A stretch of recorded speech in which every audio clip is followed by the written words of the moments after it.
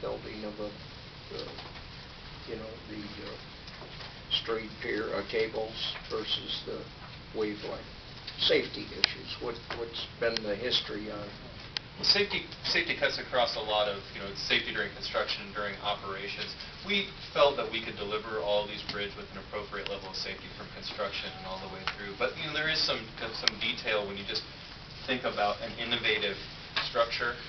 When you're building something that's innovative, hasn't been built before. With that, our engineers would say, you don't necessarily design a bridge, you design a way to build a bridge. And so as you're really taking an innovative structure and thinking, how do we actually erect this over water and how we build it, there would be a heightened sense that you needed to really carefully detail and really carefully consider the safety aspects during construction. Now, with respect to safety during operations, one of the key things that the RBAC that was embedded in this notion of pedestrian transparency was wanting to really focus in our next phase on the placement of cables within the section, within the bridge section. Where are those cables? And there are different ways to look at what is optimum with respect to safety, and that's the kind of work and the kind of detail that we will do in the next phase. So basically we thought there's no really fundamental difference at the level of bridge type with respect to safe operations. Moving forward, that kind of detail is exactly what we need to get into when we talk about section and in other places in the design phase.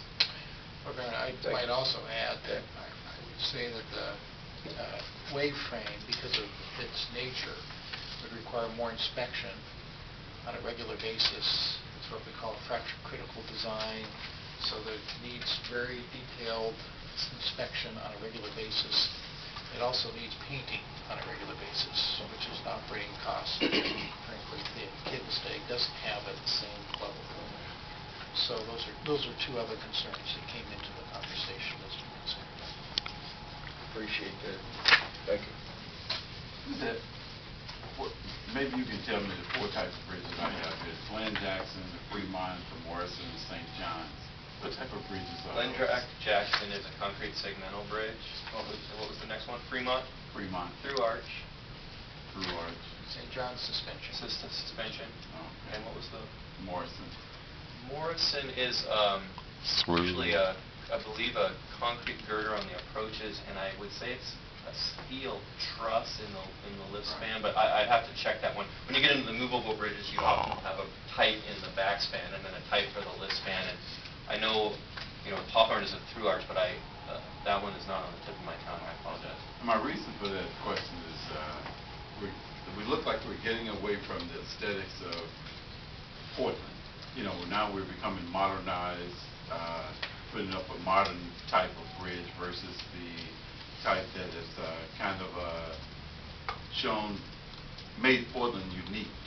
We're now beginning to go into the West. Back in the day, we used to say the 60s, from the 50s to the 60s. So, how does that keep that feel that most Portlanders have?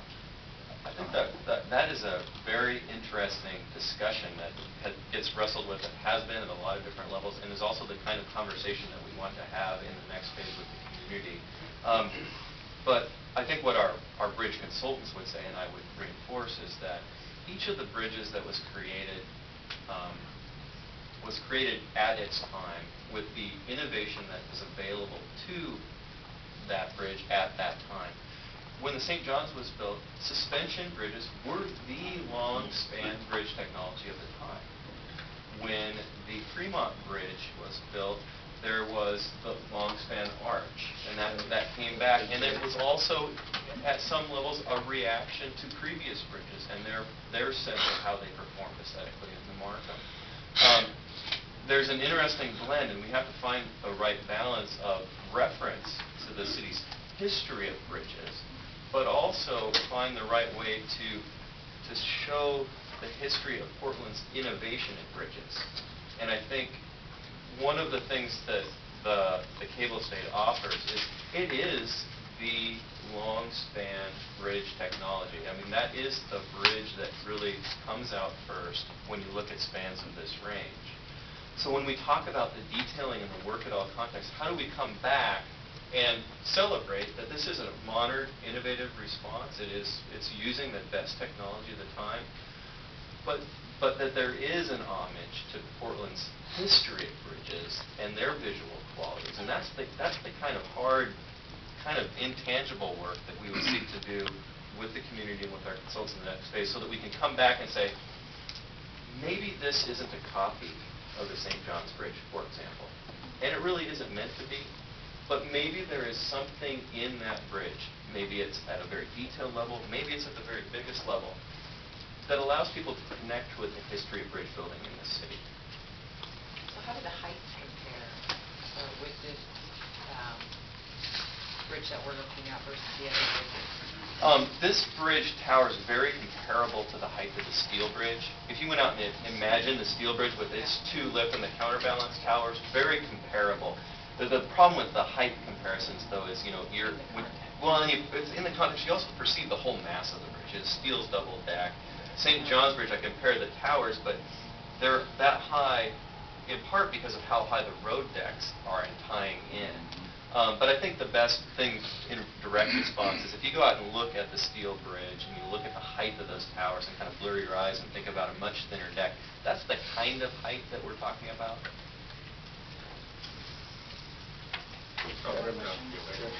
Yeah, just can we build a covered bridge? I love them covered bridges. No, can I make one last comment, Madam Chair, to Fred's comment, though, on plan for the future and that, and I couldn't agree more. I just would like to bring up once again the Colorado Iron Works, and I asked once before about the intellectual design and property rights, and we don't have them. Can we pursue that? I think that might be important for us for the future of where we're going. And, if we want to deal with local people, Oregon Iron Works, or somebody else in the area, that this information may be very helpful for us. And with our investment into Colorado Iron Works, we practically bought them, but we had to. I mean, I understand we had to, but I would think we would want this, and can we go after it, legally and without too much expense? Maybe two quick things. One is that the principal financier of, it's actually Colorado Rail Manufacturing, they actually were purchased and the intellectual property by a German bank. That German bank, we understand, is looking to see if they can find a U.S. manufacturer. And so maybe something will come of it. It wouldn't be necessarily one that we would have developed, but it's there. Number two is, I think that you would find that if and I think that the demand for DMU, diesel multiple units, meaning this kind of a vehicle, is going to grow because more and more places are going to want to kind of have this fit, not into their big train stations where there are multiple tracks and you can have locomotives, but rather a smaller type of commuter rail. My guess is that you'll find other U.S. manufacturers. We kind of like to have Oregon Iron Works be in this, and as we talked to them originally about whether or not if we had to pull those vehicles out early, could they finish them, they started to think a little bit about this, but my guess is the economy is just slowing their thinking down even at that. Clearly, they are doing streetcar as a prototype, and this would be something that would be another type of prototype that they could be interested in. Well, I guess my question, too, is can we lay a foundation that we have the rights to it, or that we have even though that bank bought it, we can't do that, right? No, Hilco had a secured interest in all of that, and they sold it to the German bank. They sold that. We looked at actually filing a lawsuit against Colorado Rail, but there's no money evident. So Going after it.